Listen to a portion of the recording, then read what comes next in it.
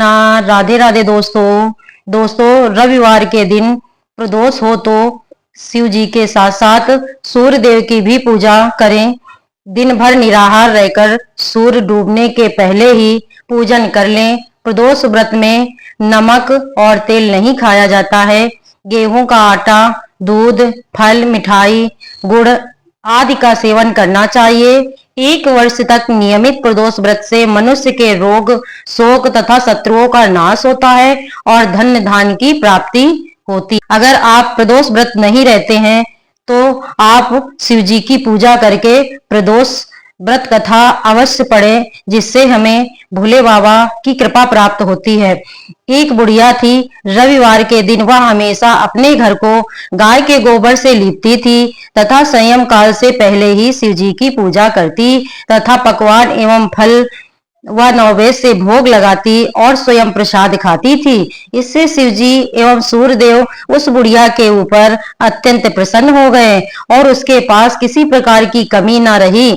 उसकी प्रसन्नता को देखकर पड़ोसिन को उसके ऊपर बड़ी ही ईर्ष्या हुई। उसने अपने मन में सोचा कि यह बुढ़िया मेरी गाय के गोबर से अपना घर लीपती है, इसी कारण इसको धन धान्य की प्राप्ति हुई है। अतः उसने अपनी गाय को घर के भीतर बांधना शुरू कर दिया, जिस कारण बुढ़िया को अगले रविवार को जब गोबर ना मिला तो उसने अपना नियम भंग जानकर बहुत ही चिंता की और बिना कुछ भोजन बनाए खाए ही वह सो गई। रात में भगवान ने उस बुढ़िया को स्वप्न दिखाया और कहा कि तुम्हें आज गोबर नहीं मिला, इसके कारण तुमको बड़ा कष्ट हुआ।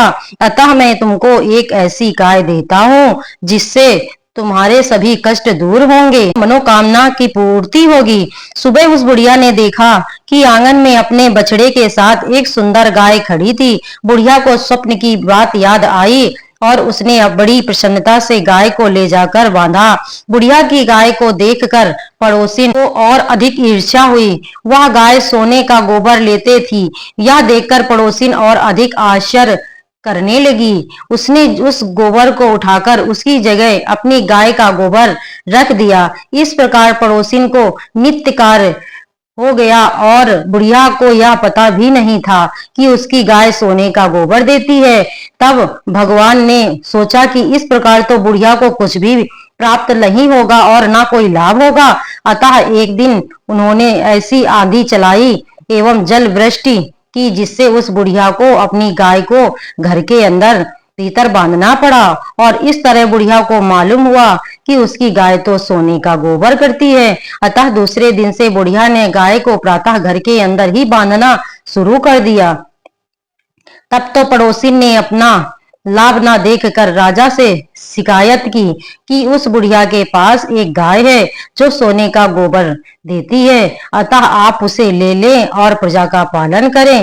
राजा को यह बात अत्यंत प्रिय लगी और उसने बुढ़िया की गाय मंगवा ली, किंतु भगवान की कृपा से उस दिन गाय ने सोने का गोबर ना करके साधारण गोबर ही दिया। तब राजा ने उस बुढ़िया को बुलाकर पूछा कि तुम्हारी गाय वास्तव में सोने का गोबर देती थी? तब बुढ़िया ने कहा कि महाराज, मैं प्रत्येक रविवार को लीपती अत्यंत प्रिय लगी और उसने बुढ़िया की गाय मंगवा ली, किंतु भगवान की कृपा से उस दिन गाय ने सोने का गोबर ना करके साधारण गोबर ही दिया।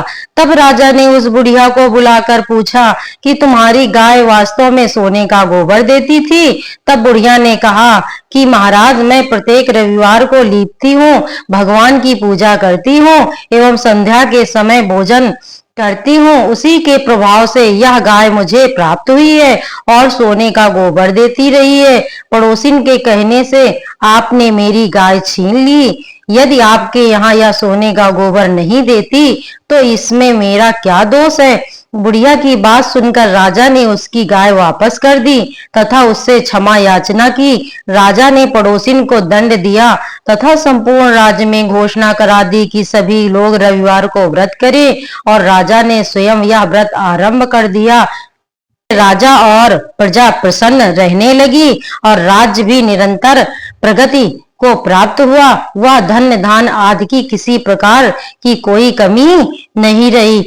इस प्रकार जो भी प्रदोष व्रत सच्चे मन से करता है, कथा को पढ़ता है, सुनता है, तो भोले बाबा की कृपा सदैव उस पर बनी रहती है।